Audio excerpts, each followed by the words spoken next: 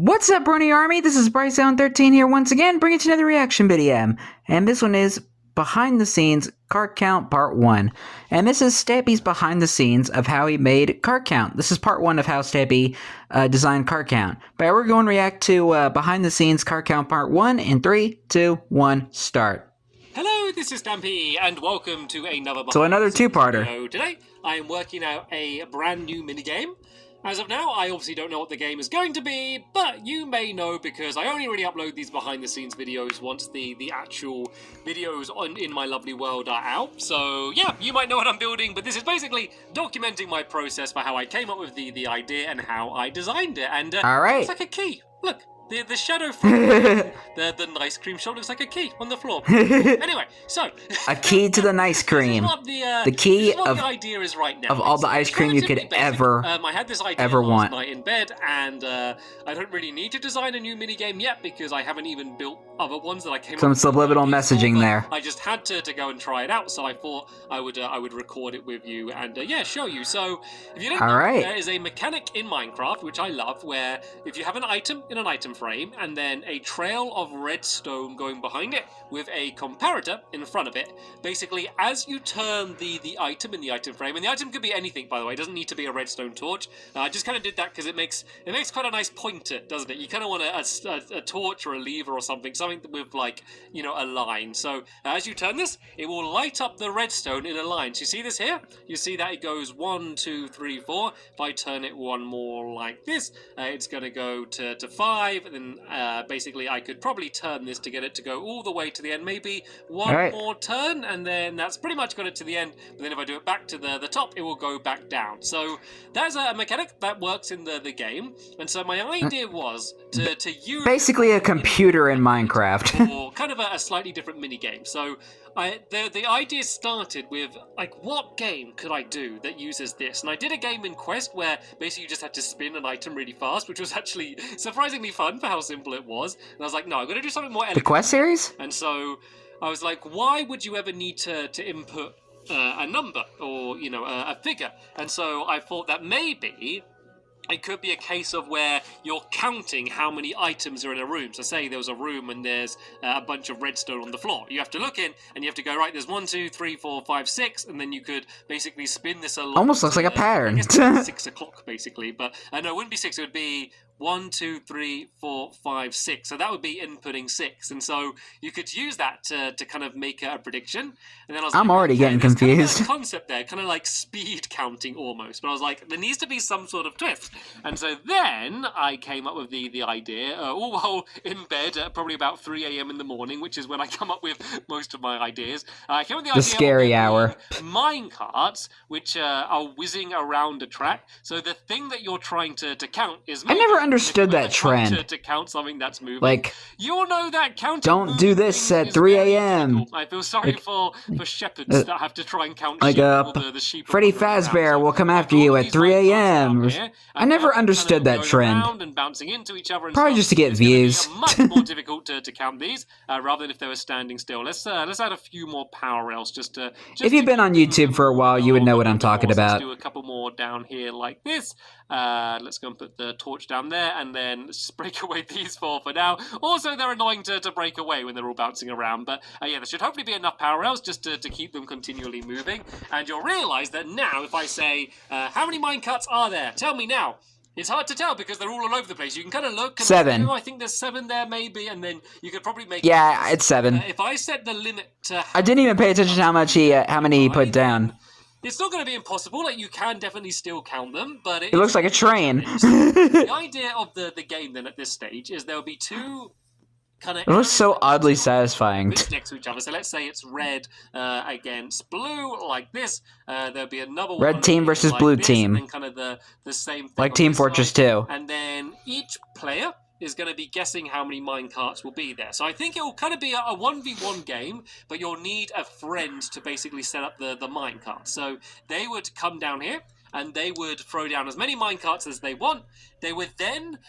This is the part I don't know. They would then do something with the redstone to basically make it so that would be the right one. So say maybe... So it needs to be a way that you need to get the exact right amount of redstone, but can't do 2 more or 2 less.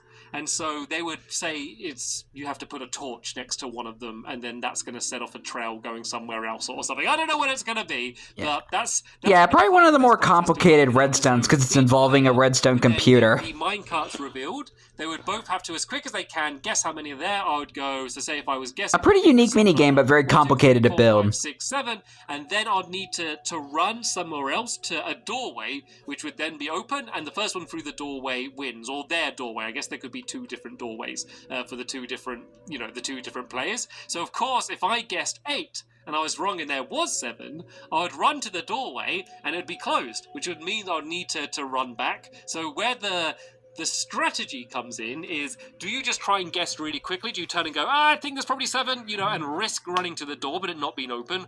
Or do you take the time to really go, right, 1, 2, 3, 4, and kind of count them as they go around? But maybe you get to really walk in. There's going to be some people whose brains just work differently, and some people can just literally look at this and go, right, I know exactly how many are there. Maybe that's you. Maybe you're one of those gifted people and would be very good at this game. So that's the concept in terms of gameplay-wise. There's obviously a lot to work out still. I don't know what the game's going to look like. I have zero idea how this redstone is actually going to work. That's going to be the challenging thing. And then also this area with the minecarts, and then better check the computer's instruction manual on how to set it up. There's a lot to work out in this game, but I'm really happy with the concept. I think it's pretty original. It's something I've never seen before. So let me go and get my head down now and do some thinking, and then I'll come back in once I've kind of developed things a little bit further on from where they are now. Jump cut. I've had a little play around with the redstone, and I've kind of found half the solution. I pretty much have found the solution, but then I kind of made a new problem for myself. So this is what I've come up with so far. It's relatively simple. So this basically means if there was one minecart, you would put it to 1, 2, 3, 4, and all the way around like this. So basically, there's no 0. There's always got to be at least 1, because when it's up, you can see that there's 1 redstone lit up. So that means 1. Currently set up as if there were 4 minecart tracks. So if I go 1, 2, 3, 4, you can see that the redstone gets to this repeater, and then it sends it down here. It turns this torch off, which will then make it so this torch can be on, which is the thing that opens the door. And there's a reason why it's not just a straight trail of redstone. I'll explain that in a second. So, please. Yes, I've done it. I'm already confused. Is that I need it so if I did it 5 or 6, it would then close. Because as you can see, at the moment the door stays open. So, you're just putting the max amount and you would end up winning, which is not what we want to have happen. So, if I go and now set it back to, I forgot what number that was on. So that's 1, 2, 3, 4. So that's all fine like this. But what I've done now is I've added another trail of redstone coming from the one next to it. I don't need to worry about these because if this one's lit, then these have to be lit as well. So these ones don't matter. So if you switched it one further, it would send a trail of redstone around the back here, which would then turn this torch off. So no matter what's going on over here, this torch would be turned off, which means it would shut the door. So now, if I go and switch this to 5, you'll see that the door closes because, as I said, this redstone's lit up. That's turned that torch off, which means you'll see that as I turn this around, the door will only be open when it gets to that number 4 position. Which is this one. So there we go. That's how this works. So that works pretty elegantly. I'm sure I could trim down this redstone and make it smaller. So basically, but what's the catch with this one? Is that the way this would work is basically the person would have to come here and they would place down a repeater. Actually, I wonder if there's a way so you only need to place the repeater on this side but not that side. But anyway, I'm going to get ahead of myself. The problem is I realised that this really only goes up to 8. And I think it would be more fun if we could have more minecarts. So what I want to is that the problem? Is come up with a method so we could have 2 of these. So let's go and put another redstone torch in here. So say if there were, I thought there were 12 minecarts. I'd put this to position 8, and then this to position, that's 1, 2, 3, 4. And so I could type it in like that. And so then that way you could go up to more of these 16 minecarts going around. And I think that would work. So that doesn't have to be the way. I could do it so it is only the same amount of minecarts. I just think it might be too easy to count how many there are. Let's go and do it with 8 whizzing around and see if you can tell, because like, all right, let's see. Like 6, 7, 8 might be difficult, but if there's only like 1, 2, or 3, like I think it's just going to be way too easy to work out how many are there. So I think it would be better with more. So let's just go and send let's send 4 minecarts around and see. Well, I think that's 5, and see how easy. So that's too easy to count. You can just at a glance count that. But say if I went and put like another 10, 1, oh, I'm just jumping in. 2, 3, 4. this is Come on. itself. This could be a bit. You do it. There it is. So yeah, say if there was this many, you have a glance at that. You have no idea. You have to count that. And yeah, I can't even count that. It's all moving. So I need to kind of come up with a new method so that it's basically combining both of these to make one trail of redstone to open the door. And I don't know how easy that's going to be, or just how possible that is, but I think that only going up to 8 is really going to limit the challenge to this game, and I do want it to be quite challenging. But yeah, I was pretty proud of the method I came Makes it fun. To share that. Anyway, but I'm probably going to have to kind of redo it all again and kind of work out the way I do it. It's really the same concept. I just need to kind of play around a little bit and work it out. So yeah, I'm going to go and do that, and I'll check back in with you once I've worked out some more things.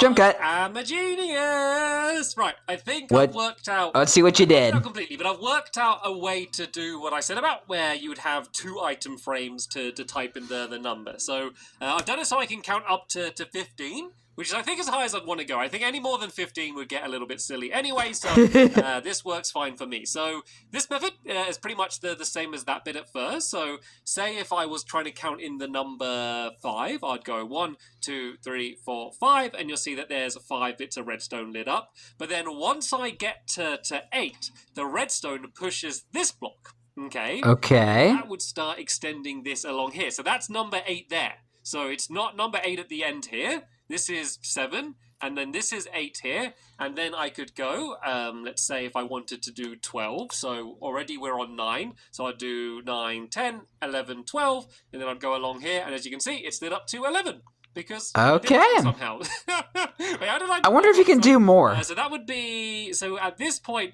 it's on 9, no, that's on 8. So 9, 10, 11, 12. I think I just counted it wrong. Yeah, there we go. That's it on 12 there. So basically, if this one doesn't get turned the entire way round, it's done as normal with just this single one here. Once it gets to the end, it pushes that block across, which allows this redstone to extend, which then... I wonder if you can do more than 16, in general. As well, and it allows you to go all the way to... I would assume you could. ...be at number 15. So I think that's a pretty elegant solution to be able to do it. I'm sure I can kind of get the redstone more compact. Like, one of the trouble is now is I've got all of this pushed in tightly here, and I need to kind of fit all of this redstone in as well, leading to wherever the door's going to be. And then I also need to make it so it's easy for the person setting up the game. Like, the person setting up the game might not know redstone, so I'm not going to expect them to come here and set up a bunch of repeaters and stuff. Like, I want them to simply come down and place, you know, maybe 1 or 2 items to set up the game. And I'm going to have the signs along here so they can easily see what the numbers are that they need to do. But in theory, that's kind of the most challenging part of the redstone figured out. All I need to work out is how to combine this with that section down there. So that's what I'm going to do next. And then that's going to be most of the mechanics set up. And then I'm going to really worry about the layout of the game. Where do the players stand? Where is the other player? How does it all link up? You know, what...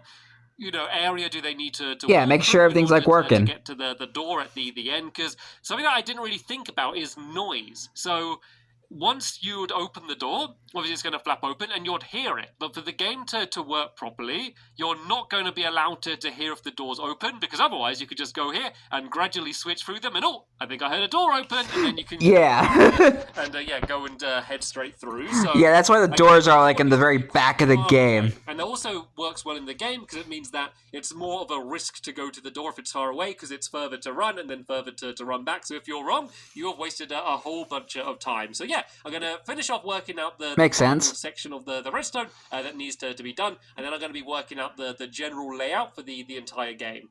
Okay, Jump cut. I think I've pretty much worked out the redstone, how it's going to be completed. So I did this mock-up where I almost got it working, so this pretty much does work. So you can see the way this works is basically, say if I wanted the number to be, so this would be 8 here, so I'd say, I don't know, let's say whatever this number is. I think that's like 15, or no, I think that's like 13 or something. So basically, I'd put one repeater facing that way, and this is the one that's going to go to the door, and then this one is going to go and loop around back to the door there. So I'll turn this 1, 2, 3, 4, 5, 6, 7, 8, and then I'll turn this one to however far along that is. I didn't actually count. There we go. So that's that one. Then if I did it one more, that would go and shut the door. So that basically worked. But I then realized that I didn't really have much room. I'm assuming that's 12 for repeaters, and it's just started getting a bit silly for how big this build needed to end up being, and like these kept getting further and further apart, and I didn't like it. So I was like, right, what's a good way to make it more compact? And I realized the best way was, rather than to have these side by side, is to have these vertically. So now you only need to stand here instead of having to go 1, 2, 3, 4, 5, 6, and then go to the other one, go 1, 2, 3, whatever, move them that way. You can just stand in one place and look up and down. So the way this works is you do the top one first. So let's kind of set this up, and then I'll explain how the redstone works. So let's say I wanted the number to be 11. So I think that should be, I think that's 8, 9, 10. I think 11 should be about here.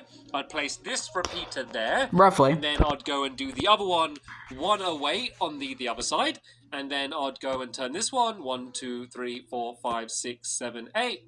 And then this would go, so I think that's on 8, 9, 10, 11. I think that's right. There we go. And you can see that. Yeah. And then if I go and did one more, the door would go and close again. So basically, the only way that door is going to open is if these two redstone torches are in specifically the exact right place. And so, yeah, that's how the redstone's going to work. So let me just kind of explain what I did and what's working here. So the lime green wall, that marks the trail of redstone, which is leading to open the door. So as you can see, that it goes the entire way along here and the way along here. So this is basically going to be, there's going to be a gap there, and then wherever you place the repeater, that's where you want the number to be. But this green wall all just goes and links up here and goes straight to the door with these torches here. And then the white wall on the other side basically goes to block it. So it's kind of the same thing here. You would place the repeater wherever you want.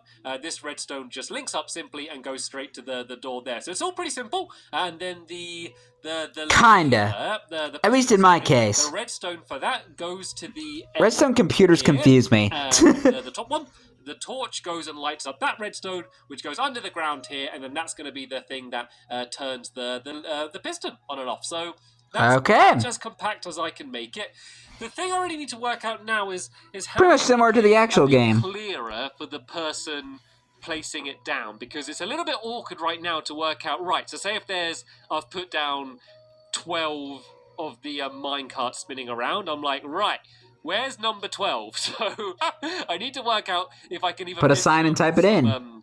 Easy peasy lemon squeezy. Somewhere without it getting too confusing, or an easy way to mark the numbers, and just a really clear way to show you where you have to put down the repeaters.